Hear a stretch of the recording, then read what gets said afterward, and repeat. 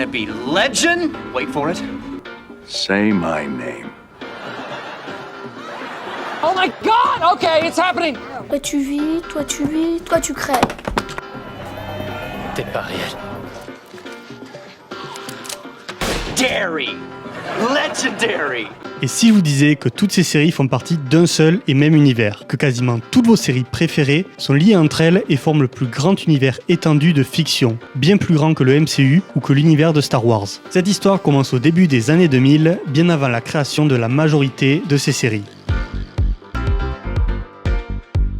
Tout commence en 2002 avec un post de Dwayne McDuffie sur le forum de The Slush Factory. Le post s'intitule 6 Degrees of Sense Elsewhere. Le site The Slush Factory n'est plus disponible aujourd'hui, mais grâce au site Wayback Machine, on peut retrouver le post d'origine. Globalement, ça donne ça, et si vous voulez le lire, je vous le mets dans la description ou en commentaire épinglé. Dwayne McDuffie, c'est un écrivain de comics qui a beaucoup écrit pour Marvel, DC et Archie Comics. Dans son post, il répond à des fans de comics qui sont confus à propos des caméos ou des crossovers entre différentes franchises et des problèmes de continuité que ça crée. Pour expliquer ça, je vais prendre la définition de Wikipédia. Après tout, pourquoi s'embêter ? En narratologie, la continuité est le principe de cohérence entre les différentes œuvres d'une même série ou cycle ou d'un même univers de fiction. Le problème, c'est que quand on prend deux œuvres qui évoluent chacune de leur côté et qu'on les fait se rencontrer par un crossover ou un caméo, on réunit les deux timelines dans un même univers alors qu'elles n'avaient pas été pensées à la base pour être cohérentes l'une avec l'autre. Et c'est là que les problèmes de continuité arrivent. Mais revenons-en au poste. Dwayne donne sa vision des choses. Je pense que la continuité des comics devrait être traitée comme la continuité télévisuelle le fait traditionnellement. C'est-à-dire que chaque série a sa propre continuité individuelle, même lorsque cette série partage des personnages avec d'autres séries. Pour nous démontrer ça, Dwayne va faire un raisonnement par l'absurde et c'est là qu'on en vient à la théorie qui nous intéresse aujourd'hui. On part du postulat que toutes les séries qui partagent un même personnage se déroulent dans le même univers. Comme lien, on peut avoir par exemple des caméos, des crossovers ou des spin-offs. Et comme point de départ de cette théorie, on apprend la série Saint Elsewhere.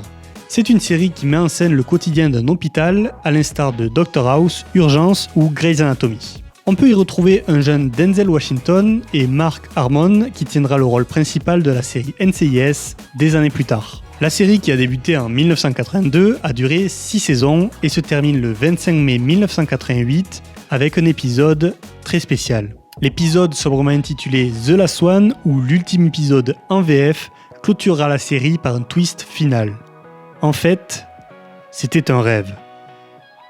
Dans les 5 dernières minutes de l'épisode, on apprend que toute l'histoire de la série est en fait le fruit de l'imagination de Tommy Westphall, un enfant autiste. Si on suit cette logique, ça veut dire que les 137 épisodes de la série ne se sont jamais déroulés. Du coup, avec notre postulat de départ, toutes les séries qui partagent un personnage avec Saint Elsewhere se déroulent aussi dans la tête de Tommy Westphall. Sur le papier, ça fait qu'une dizaine de séries. Mais ces séries sont potentiellement connectées avec d'autres séries, et c'est là que tout part en couille. Pour imager son propos, Dwayne dit ceci. Saint Elsewhere is a Kevin Bacon TV show. Il fait référence aux 6 degrés de Kevin Bacon. C'est un jeu qui permet de démontrer la théorie des 6 degrés de séparation. Le but est de relier n'importe quel acteur à Kevin Bacon par le biais d'autres acteurs avec lesquels ils ont joué. Et il faut que la chaîne contienne maximum 6 maillons. Par exemple, Christian Clavier a 3 degrés de séparation avec Kevin Bacon. Christian Clavier a joué dans Camelot premier volet avec Guillaume Gallienne. Guillaume Gallienne a joué dans The French Dispatch avec Bill Murray, et Bill Murray a joué dans La vie en plus avec Kevin Bacon. Si vous voulez jouer à ce jeu avec vos amis, vous pouvez trouver des solutions sur le site oracleofbacon.com, je vous le mets en description. Du coup, à l'instar des 6 degrés de Kevin Bacon, on devrait pouvoir relier n'importe quelle série à Saint Elsewhere avec 6 crossovers ou spin-offs.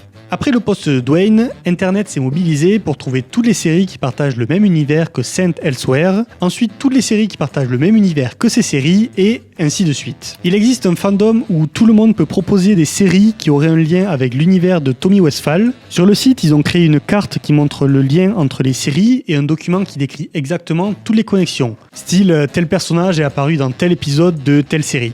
Le problème, c'est que l'actualisation s'est arrêtée en 2016. Mais en faisant mes recherches, j'ai trouvé un post sur Reddit datant du 8 août 2020. C'est l'utilisateur The True Bread Lord, le vrai seigneur du pain, qui a posté une carte actualisée avec des séries récentes comme Loki ou WandaVision. Sur cette carte, on peut voir qu'il y a d'autres liens qui ont été ajoutés en plus des crossovers, spin-off ou caméos.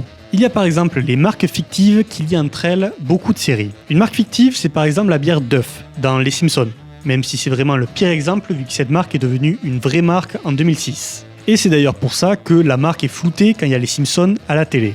Dans les marques qui regroupent beaucoup de séries, on peut trouver par exemple la marque de bière Eisler qui remplace la Budweiser, la marque de cigarettes Morley qui remplace les Marlboro, et aussi la compagnie aérienne Oceanic Airlines qui est la compagnie dont l'avion se crache dans Lost. On peut s'amuser à remonter le lien de chaque série avec Saint Elsewhere. Par exemple, on peut prendre la série Lucifer. Un des personnages a fait un caméo dans la série Flash. Flash qui est un spin-off de Arrow. Arrow où apparaît la Blue Sky Met de Breaking Bad. Breaking Bad où apparaît la marque de cigarettes Morley, tout comme dans X-Files. Et un des personnages de X-Files a fait un caméo dans la série Homicide qui partage un personnage avec la série Saint Elsewhere. Là, on a une chaîne de 6 maillons. En regardant cette carte, on peut voir que la majorité des séries télé font partie du même univers et ont été inventées par un enfant autiste. Dans son post, Dwayne nous dit que les 5 dernières minutes de Saint Elsewhere est la seule série télé de tous les temps. Tout le reste n'est qu'un rêve. Mais si on y réfléchit 2 secondes, on se rend compte que c'est vraiment tiré par les cheveux, mais c'est ce que voulait Dwayne McDuffie. Les crossovers peuvent être amusants, mais chercher à garder une continuité entre les comics ou les séries est totalement idiot. Du coup, je vais conclure cette vidéo comme Dwayne conclut son post. Détends-toi et profite du spectacle.